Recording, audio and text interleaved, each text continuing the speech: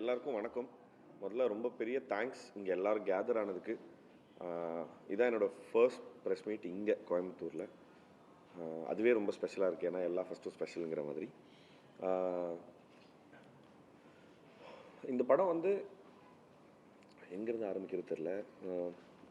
கதை வந்து 2018 அப்படி ஸ்டார்ட் பண்ணது. ஏன்னா கண்ணாக்கு வந்து முன்னாடியிலேருந்தே ஒரு பழக்கம் டைரக்டர். ஆனால் எனக்கு வந்து அந்த சீரீஸ் எல்லாம் முடித்த பிற்பாடு 2018 தான் அவர் எனக்கு கதை சொல்லியிருந்தார்.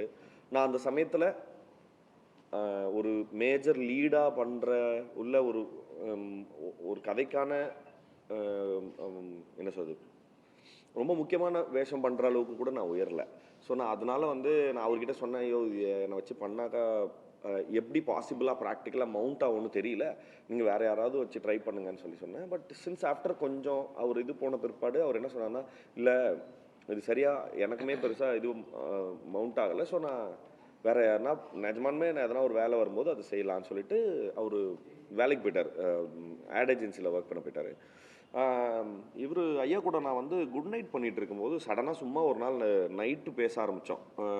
என்ன இப்போ இப்படி முடிய போகுது, ஷூட்டு முடிய போகுது, ஏதாவது அடுத்து எதனா பண்ணலாமான்னு சொல்லி பேசும்போது நான் சொன்னேன். அப்போ ஒரு கதை கேட்டேன், அது பாருங்கள் அது உங்களுக்கு பிடிச்சிருக்குதான்னு சொல்லிட்டு அவர் டேரக்டர் பதிலாக நானே நரேட் பண்ண ஆரம்பிச்சிட்டேன். நான் நீங்கள் நைட்டு நரேட் பண்ணோடனே அவர் வந்து எனக்கு ரொம்ப பிடிச்சிருக்கு, யார் டேரக்டர்னோடனே நைட்டு ஒரு 1:30 மணிக்கு அந்த ஆளை ஃபோன் பண்ணி எழுப்பி எந்திரிங்க நாளைக்கு ஆஃபீஸ் வாங்கன்னு சொல்லி அடுத்த நாள் காலைல ஆஃபீஸ் கூப்பிட்டதுக்கப்புறம் அவங்க 2 பேரும் பேசி அதுக்கப்புறம் அவங்களுக்கு ரொம்ப பிடிச்சிருக்குன்னு சொல்லி பண்ண படம் தான் லவ்வர். அதுக்கப்புறம் ஒவ்வொருத்தரும் தாங்கள் எப்படி கதைக்குள்ளே வந்தாங்கங்கிற அவங்களே சொன்னாங்க, இன்னும் பிரமாதமாக இருக்கும். எல்லாருக்கும் வணக்கம்.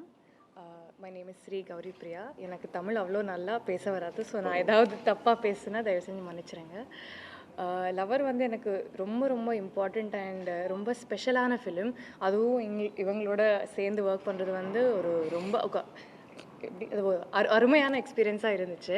ஸோ கதை வந்து ரொம்ப ரொம்ப ரிலேட்டபிளாக, ரொம்ப ரொம்ப ஆனஸ்டாக, ட்ரூத்ஃபுல்லாக இருந்துச்சு.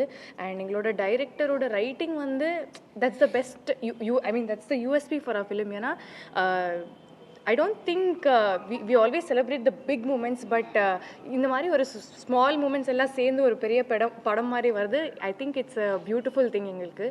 அண்ட் எனக்கு ஸ்டார்டிங்கில் லாங்குவேஜ் ப்ராப்ளம் இருந்துச்சு, ஆனாலும் இவங்க எல்லாத்தோட ஹெல்ப்போட I think I have managed to do a good job out of இட்னு நான் நம்புகிறேன். ஸோ இங்கே வந்து மீடியா ஃப்ரெண்ட்ஸ் எல்லாருக்கும் ரொம்ப ரொம்ப தேங்க்ஸ். அண்ட் உங்கள் சப்போர்ட் அண்ட் உங்கள் பிளெஸ்ஸிங்ஸ் எங்களுக்கு தேவை. ஸோ படம் February 9th ரிலீஸ் ஆக போகுது, கண்டிப்பாக பாருங்கள். தேங்க்யூ.